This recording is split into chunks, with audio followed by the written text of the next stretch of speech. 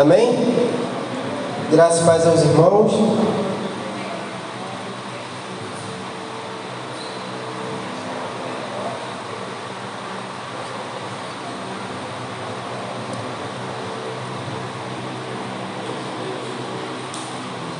Abra uma escritura no profeta Jeremias, uma passagem muito conhecida, creio que os irmãos amam essa passagem. Profeta Jeremias, capítulo 18, amém?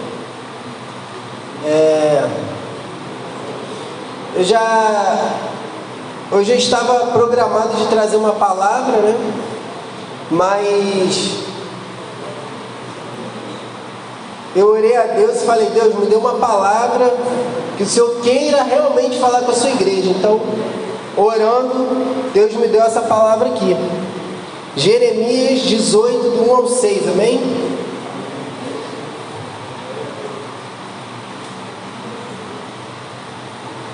Jeremias 18, do 1 ao 6, amém?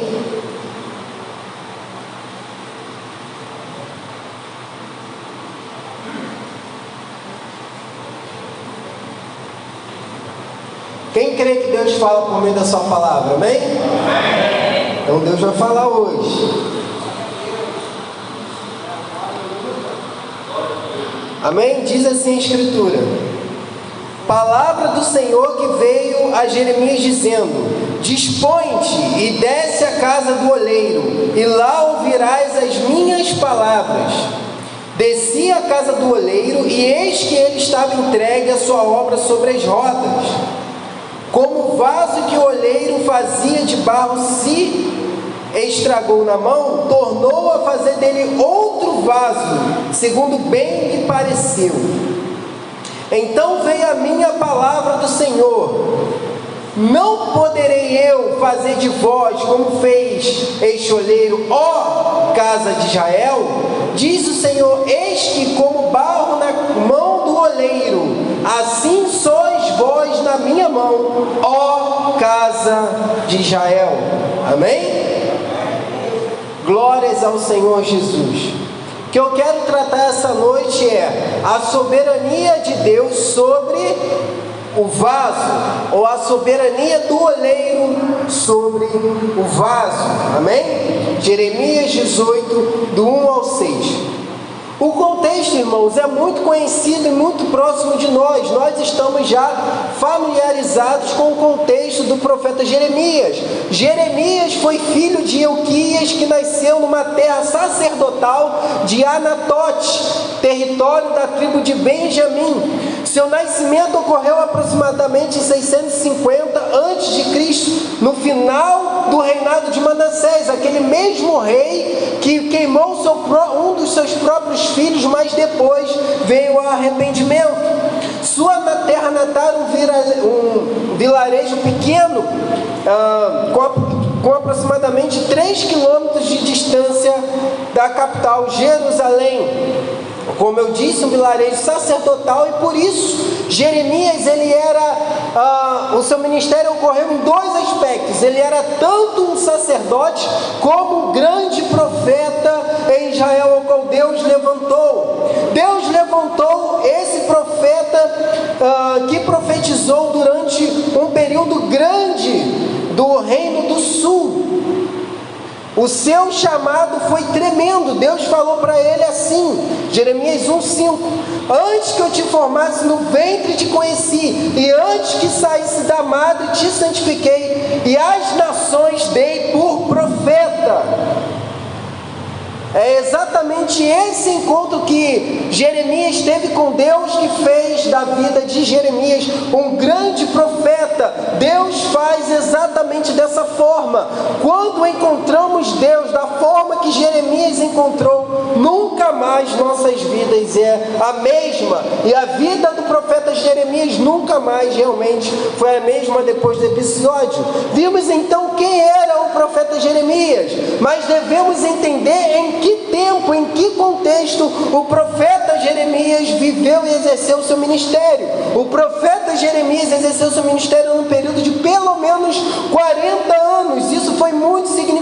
ativo. Sua chamada ministerial começou em 627 e continuou até pouco depois da queda de Jerusalém pela mão de Nabucodonosor e dos caldeus em 587 a.C. Assim ele profetizou durante o reinado dos últimos 5 reis de Judá: Josias, Jeoacás, Jeoiaquim, Joaquim e Zedequias.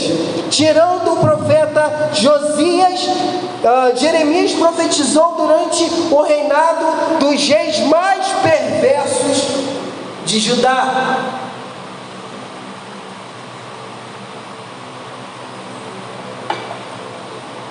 Desses 5 reis, 4 deles eram perversos. O primeiro foi Jeoacás.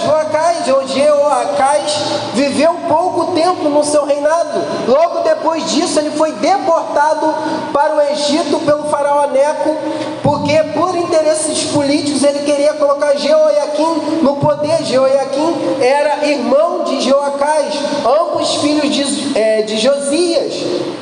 Jeoiaquim foi um rei perverso, foi ele mesmo que queimou um dos rolos que o profeta Jeremias havia escrito contra os pecados de Judá. Depois de Jeoiaquim também foi levantado o rei Joaquim, um rei novo, muito novo, que era filho de Jeoiaquim. Depois de Joaquim foi levantado Zedequias, que era tio de Joaquim, irmão também de Jeoiaquim e Joacás. Os 3 eram filhos de Josias. Como eu disse, tirando Josias, que era o pai, de 3 desses reis e avô de Joaquim, tirando o rei Josias, que foi o único que ainda fez uma reforma em Judá, esses outros 3 reis foram reis perversos, reis que fizeram alianças que não era devido, reis que fizeram alianças políticas com o reino do Egito, com o faraó Neco, reis que se submeteram à vassalagem do Egito, e por isso foi um dos motivos que os caldeus, os babilônicos, se levantaram contra a tribo do sul, contra as tribos do sul, contra o reino do sul. Esse foi um dos motivos ao qual o reino do sul foi destruído, seu templo destruído, e eles foram deportados para a Babilônia. Então, nesse período que compreendia todo o ministério de Jeremias, os reis eram perversos, reis que queimavam a palavra de Deus, reis que se rebelavam contra o profeta Jeremias, reis que se rebelavam contra o próprio Deus, queimavam nos altos, eram reis idólatras que faziam alianças políticas que Deus nunca quis que os homens fizessem.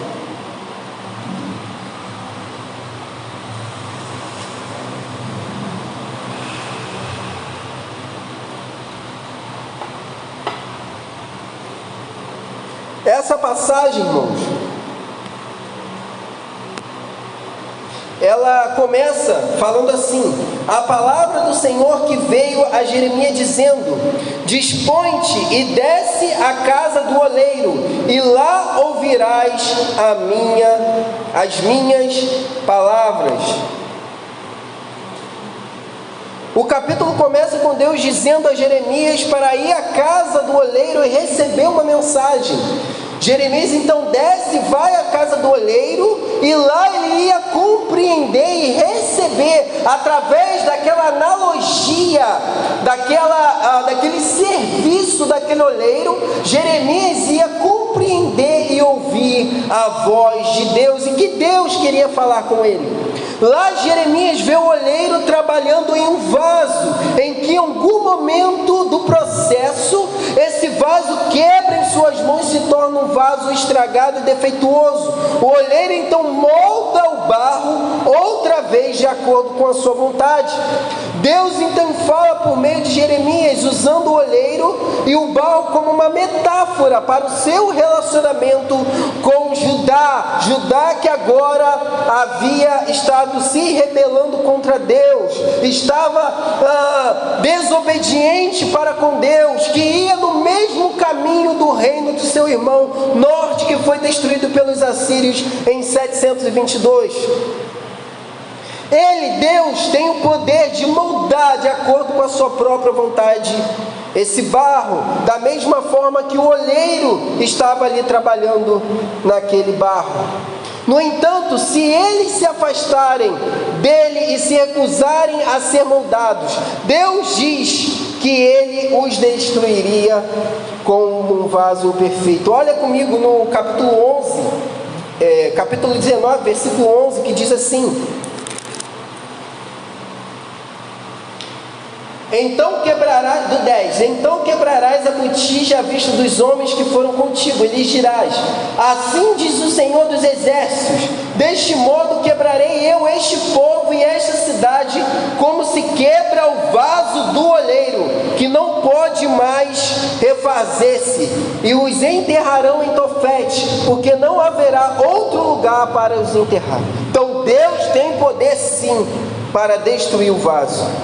Quando Deus quiser agir assim, da mesma forma que o olheiro agiu para com o vaso, quando Deus quer agir assim nas nossas vidas, essa atitude não deve ser, a nossa atitude para a atividade de Deus não pode ser de forma passiva ou inanimada como o vaso, mas nós temos que ser receptivos à forma com que Deus trabalha. Quando Deus age, Deus tem um propósito de restaurar e perdoar os nossos pecados. E com esse contexto, irmãos, eu quero falar alguns pontos aqui, pontos esses de aplicação. Deus é quem conduz os seus servos. Veja comigo o que Deus diz. Deus primeiro fala para Jeremias assim: a palavra do Senhor que veio a Jeremias dizendo: dispõe-te e desce à casa do olheiro, e lá ouvirás as minhas palavras. Não somos nós que nos conduzimos, irmãos, é Deus que conduz seus servos. Quando Deus quer dar uma palavra aos seus servos, pare e escute a voz de Deus. Muitas vezes nós queremos nos guiar pela nossa própria palavra, pela nossa vã filosofia, pelo nosso próprio conhecimento, pelos nossos achismos, pelos nossos estudos, mas Deus diz para Jeremias era um homem estudado, sacerdote: Jeremias, põe-te e desce à casa do olheiro. Nós temos que ter essa mesma atitude que Jeremias teve. Nós temos que parar muitas vezes e ouvir a voz de Deus. Às vezes nós queremos nos guiar pelo nosso próprio coração, mas se você ler o capítulo anterior, Deus diz: não confie no coração do homem, maldito é o coração do homem.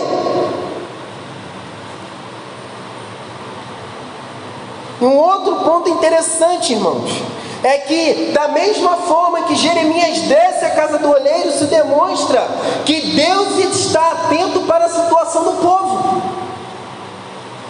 Irmãos, muitas vezes nós ficamos alheios ao pecado, nós ficamos alheios à situação à nossa volta, nós ficamos como aquele vaso inanimado. Nós estamos na mão do olheiro, mas nós não compreendemos a ação do olheiro. Nós somos como aquele vaso inanimado, sem reação, sem atitude, não percebendo o movimento do olheiro. O olheiro está trabalhando e a gente não está entendendo. O olheiro está movimentando o barro e a gente está alheio. A gente não entende a ação de Deus, porque nós não estamos na posição que Deus nos chamou para estar.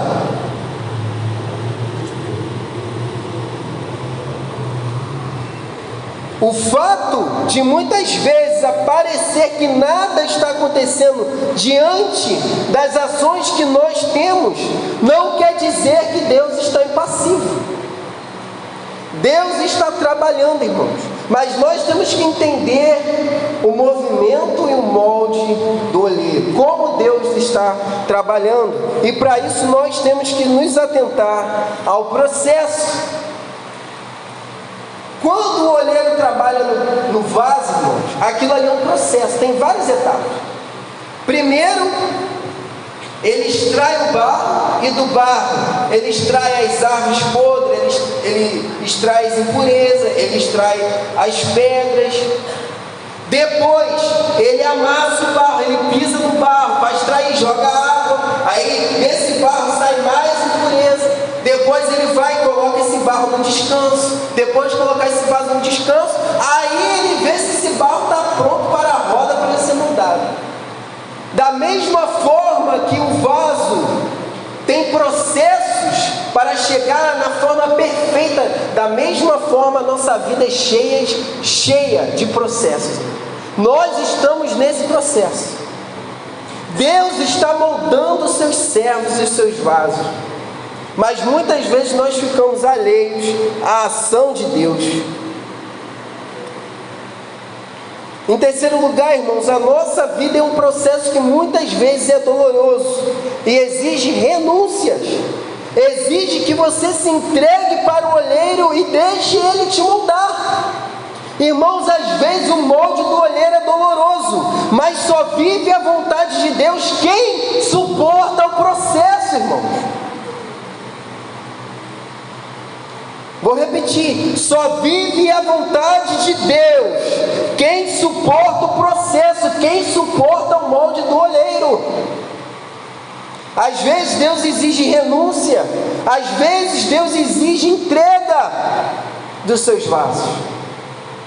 Deus está moldando e trabalhando, mas às vezes nós servos não entendemos o agir de Deus.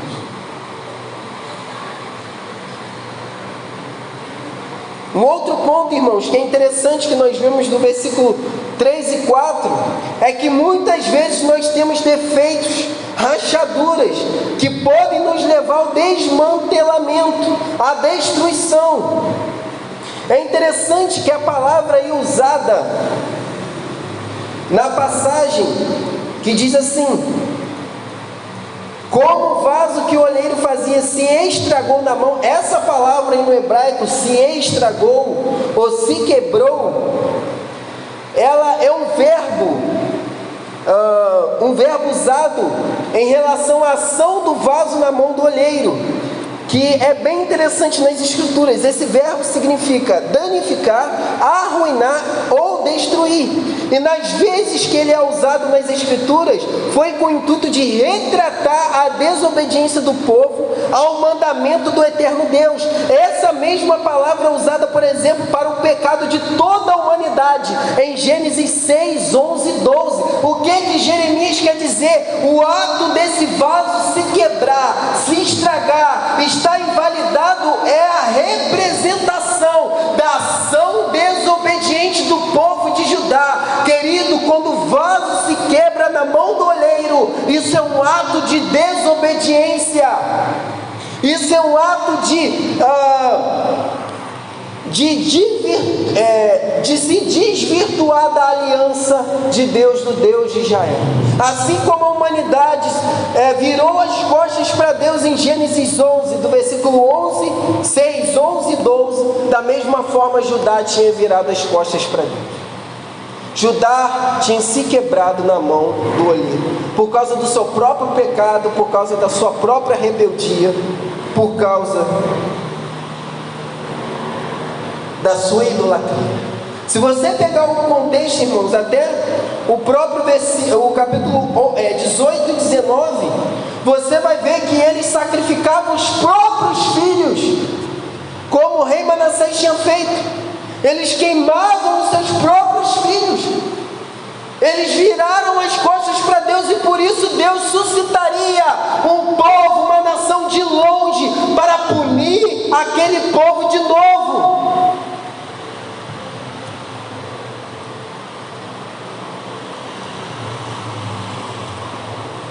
Essa foi a consequência da ação daquele povo rebelde e idólatra.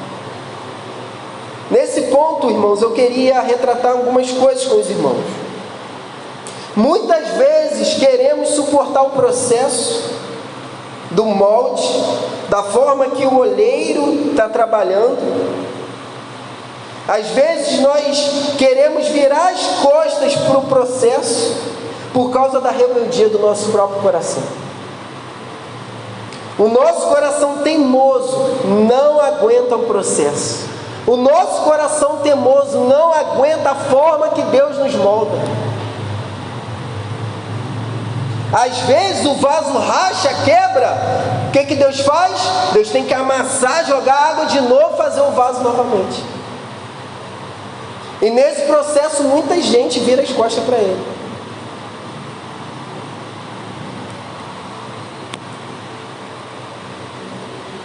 Não queremos ser moldados por Deus, irmãos, mas queremos nos moldar segundo a nossa própria vontade.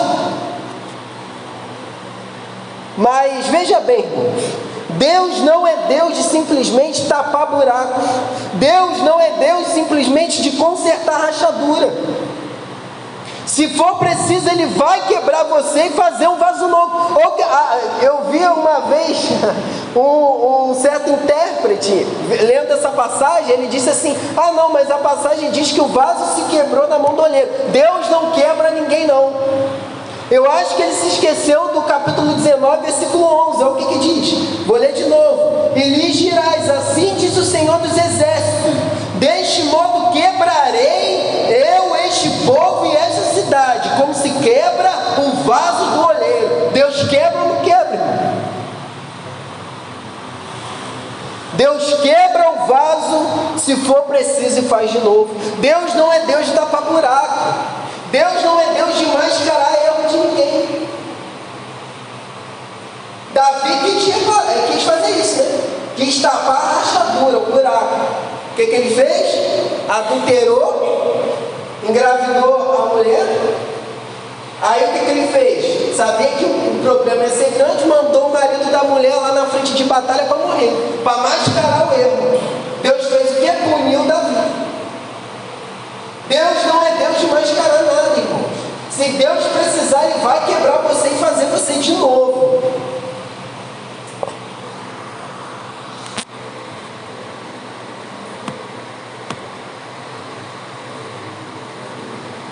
Se o vaso se quebra, Ele restaura.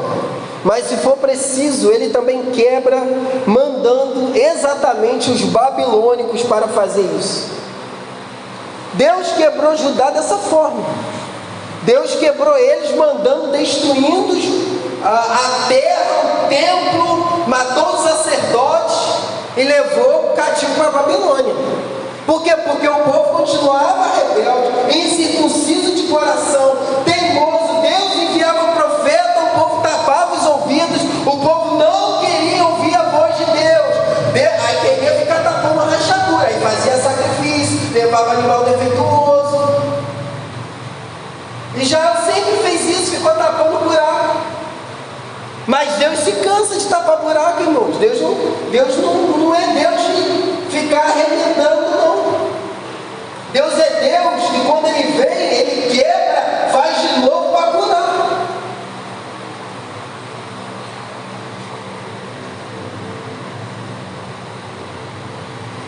É interessante que eu trabalho com móveis, né? E quando uma madeira racha, né? Ou quando ela está com algum defeito, às vezes o pessoal da montagem, da assistência, ele passa uma massinha ou passa fita para cobrir aquela imperfeição. É igual quando o carro, né? Quando você bate, tinha uma canetinha, né? Que quando riscava, eu ia lá com a canetinha no risco que eu fiz do carro e passava assim. Meu carro é preto, é mais fácil, né? Aí passava assim, sumia o risquinho. Mas Deus não faz isso não, irmão. Deus não passa fita, tinta. Deus faz nascer de novo. Deus restaura. Deus manda o seu Espírito e cura. Deus não fica protelando. E é interessante, querido, que quando o vaso quebra, o olheiro tem que amolecer novamente aquela forma na água. Isso é interessante. Quando o vaso quebra, ele já está rígido. Então Deus coloca água de novo, né? No caso o olheiro coloca água de novo para amolecer, para depois fazer aquele vaso perfeito novamente. Isso lembra da ação do Espírito, né? O Espírito faz exatamente isso. Derrama da sua água purificadora sobre os nossos corações. Deus falou pelo profeta: eis que chegará dia que eu transformarei um coração de pedra e colocarei em vós o meu Espírito, transformarei esse coração de pedra em um coração de carne, e aspergirei sobre vós água pura.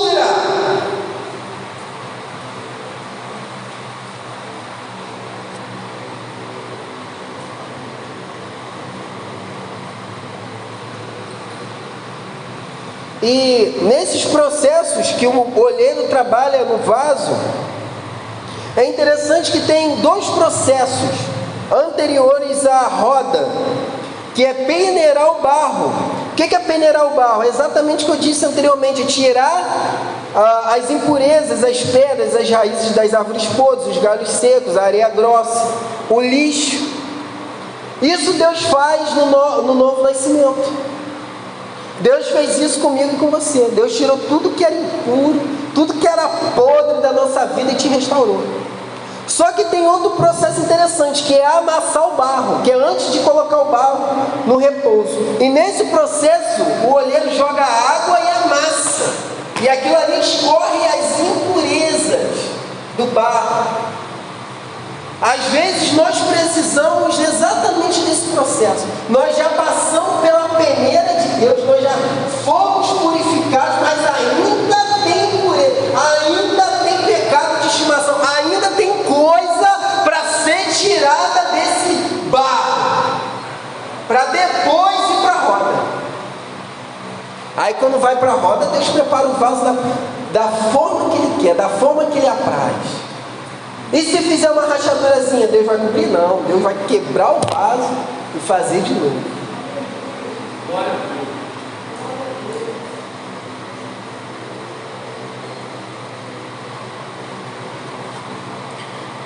Por Deus ser soberano sobre tudo e sobre todos, Ele pode fazer o que Ele quiser com os seus servos.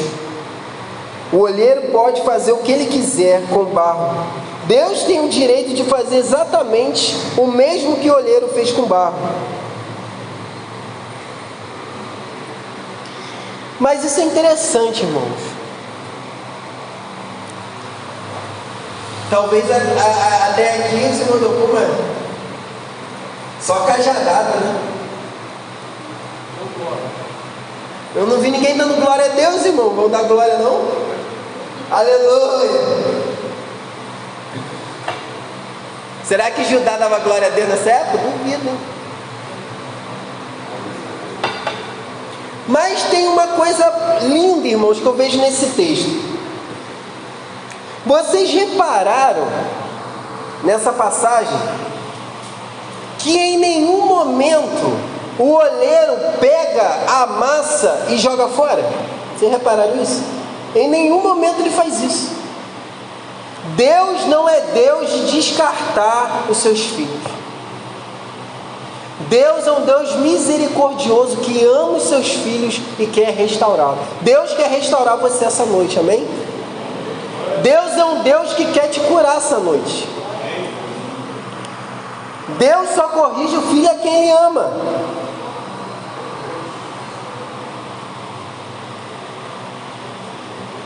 Essa é exatamente a promessa do versículo 8. Deus não desiste dos seus vasos. Se eles se arrependerem dos seus pecados, se Judá tivesse se arrependido, Ele faria tudo de novo. Olha o que Ele diz no versículo 8. Se a tal nação se converter da maldade contra a qual eu falei, também eu me arrependerei do mal que pensava fazer-lhe. Se eles tivessem se arrependido, querido, aquele mal não teria vindo sobre eles, mas foi um povo cruel, um povo iníquo, desobediente, persistente. Mas se nós que viemos aqui estamos com o coração compadecido, quebrantado, arrependido, Deus é aquele Deus é aquele que nos sara, Deus é aquele que restaura. Pregue isso para a sua família, pregue isso para o pecador, para aquele que está afastado do reino de Deus. Vá à casa dele, vá às ruas. Eu e Joel, ontem vamos evangelizar aqui. Aí eu me perdi de Joel. Joel fala muito. Aí eu falo também, eu sei que a gente se perdeu um do outro. Aí foi cada um para um canto. Joel foi para Samaria, eu fui para Judéia. Aí depois a gente se encontrou, Mas é isso que muitas pessoas aí fora estão assim, irmãos. Eu estava conversando ontem até com um casal, e você via exatamente isso. Um casal que já foi servo de Deus, já participou de conjunto, já foi de Assembleia de Deus, aquela mesma história de sempre. Mas é o que? Um vaso quebrado, um vaso alheio, inanimado, parece um pedaço de pedra. Você fala, mas entra por aqui e sai, ó. Por quê? Porque precisa de novo Deus jogar água purificadora, amassar o vaso e fazer de novo.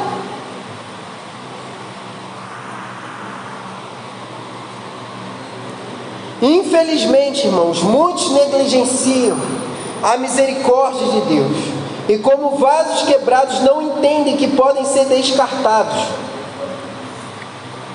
Irmãos, Deus, eu falei que Deus não descarta, né? Realmente, Deus não descarta aquele que se arrepende. Porque Deus descartou muita gente de Judá, muita gente foi embora. Deus não descarta um coração quebrantado.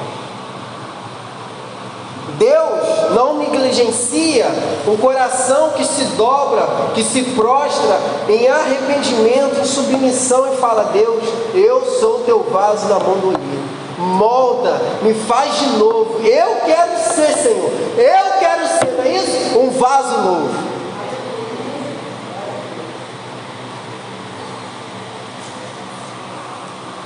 Amém? Essa é a palavra que Deus quis falar essa noite.